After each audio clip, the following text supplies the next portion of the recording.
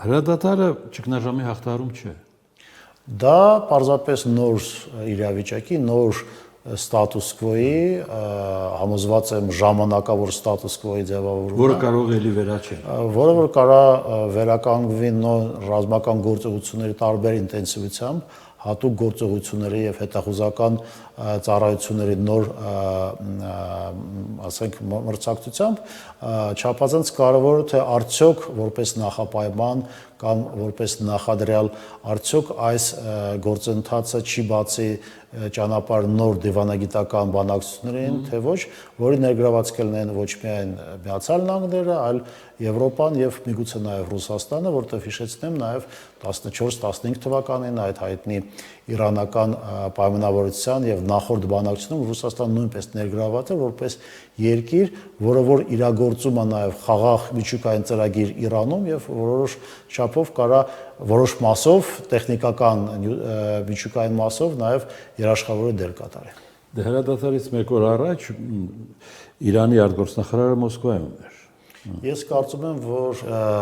գլխավոր պատճառներից մեկը բացի այն, ասենք, հրապարակային հայտարարություններից եղել է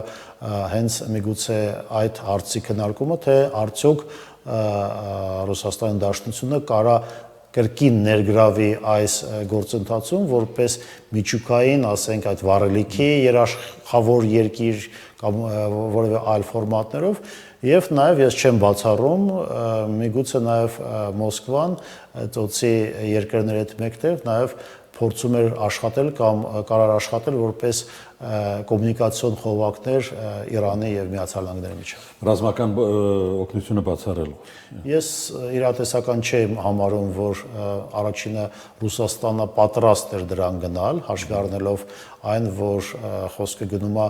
ոչ թե Իրանի մասին, այլ Միացյալ Նահանգների հետ հարաբերությունները Ռուսաստանի համար կարևոր են ավելի կարևոր առաջնահերթության ուկրաինական ասենք ճգնաժամի շրջանակներում եւ երկրորդը ես դժվարանում եմ ասել թե նույնիսկ ցանկության դեպքում արդյոք Ռուսաստանը վիճակի է մատակարարել Իրանին այն զինատեսակները, որոնք որ հենց Ռուսաստանին են պետք ուկրաինական ռազմաճակատում առաջերտին հակաօդային եւ հակահրթիռային պաշտպանության միջոցների մասին է խոսքը։ Հիմա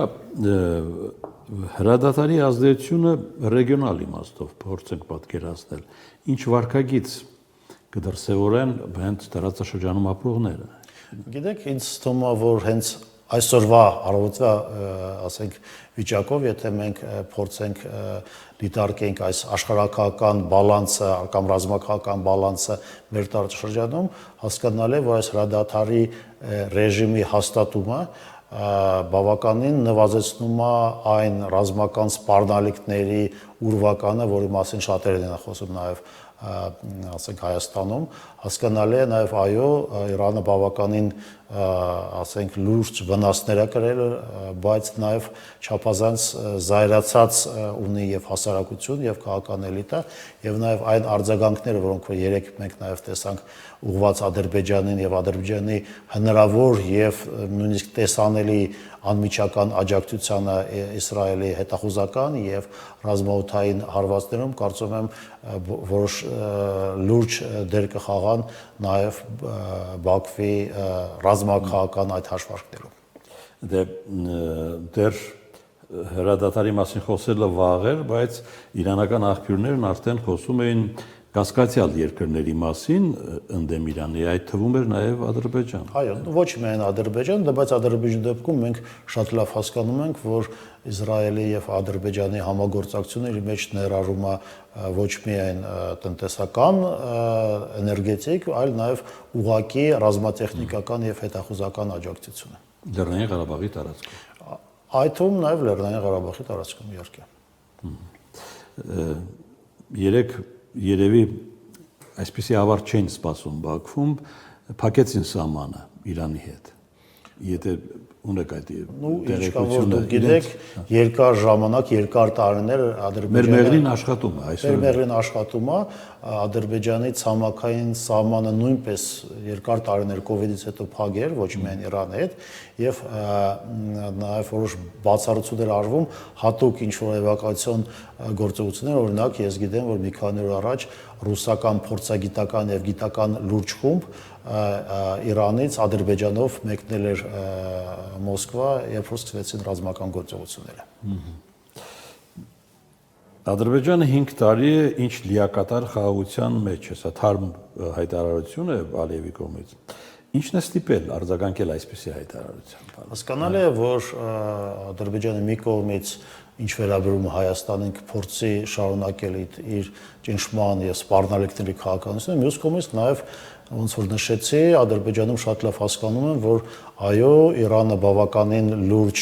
վիրավոր նոկդաունում գտնվող երկիր է, բայց դրանից ոչ պակաս կամ կարելի ասել նույնիսկ ավելի վտանգավոր կարող լինի, եթե որևէ ինչ-որ բացասական զարգացումներ տեղի ունենան, հաշվի առնելով նաև այն արդեն իսկ տեսանելի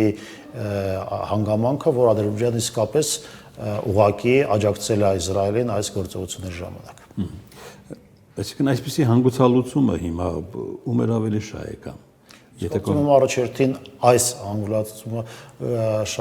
շահեկան է Իրանին եւ Միացյալ Նահանգներին։ Հասկանալի է, որ Միացյալ Նահանգների դեպքում պարզապես պարոն Տրամպը յուրաքանչյուր իրավիճակ, յուրաքանչյուր խնդիր կամ նույնիսկ յուրաքանչյուր իր անհաջողություն ինֆորմացիոն դաշտում ներկայացնում որպես իր հերթական լուրջ հաջողությունը, որը որ բերելու է նոր լուրջ ձեռքբերումների եւ հաջողությունների։ Բայց Իրանի դեպքում դա կարեւոր է, որովհետեւ իսկապես Իրանին չափազանց կարեւոր է վերականգնել ուժերը, վերալիցքավորել իր ուժային եւ անվտանգային պոտենցիալը, որը իսկապես շատ լուրջ կորուստներ է կրել։ Այս հակամարտության ամենաթեժ պահին Նախիջևանում զորավարժություններ մեկնարկեցին թուրք-ադրբեջանական։ Իրանն էր պատճառը։ Գիտեք, Իրանն էր պատճառը, բայց մի քիչ այլ տեսանկյունից նույնպես ես կարող ասեմ, որ միգուցե դա նաև որոշ չափով պրևենտիվ իմաստ է, որովհետև նրան մասնակցում են նաև ոչ միայն զինվորականները, այլ նաև ռազմական ատաշեները եւ դիտորդները այլ երկրներից, եւ նրանց ներկայությունը որոշ չափով նաև միգուցե ուղերձ է ուղղված Տեհրանին, որ որևէ ռազմական սպառնալիքներ նման իրավիճակում դժվար թե պետք է սпасել ասեք Ադրբեջանից, բայց մյուս կողմից նաև հասկանալի է, որ նմանատիպ ռազմական զարգացումների ժամանակ բոլոր հարևանները փորձում են ինչ-որ մի ձևով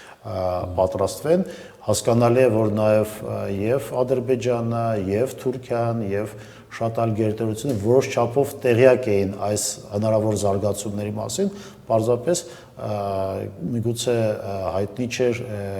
կոնկրետ ժամը, վայրը եւ ձևը, ոնց դա տեղի ունեցավ։ Նույն այդ թեժ փուլում Հայաստանի ղեկավարը գնաց Թուրքիա, Թուրքիայի նախագահի հրավերով։ Մթնոլորտի հետ որևէ առնչություն փնտրել այստեղ, թե դա զուտ հայ-թուրքական օրակարգ է։ Դե հասկանալի է, որ նախապատրաստական փուլը սկսվել էր մինչև հունիսի 13-ը, իսկ այցը տեղի ունեցել հունիսի 20-ին եւ նաեւ հասկանալի է, որ անխուսափելիորեն տարածաշրջանային մերձավոր արևելքի խնդիրները քննարկվել են, ինչպես նաև մեր խնդիրները, բայց մյուս կողմից նաև այդ մթնոլորտը տարբեր ձևով անդրադառնում, որովհետև այդ հանդիպմանը ներկա նաև Թուրքիայի արտգործնախարարը 2 օր հետո նաև ստորագրել էր հայտնի Ստամբուլյան հռչակագիրը իսլամական կոնֆերանս կազմակերպություն, որտեղ որ կային հայտնի այդ տեղահարչակ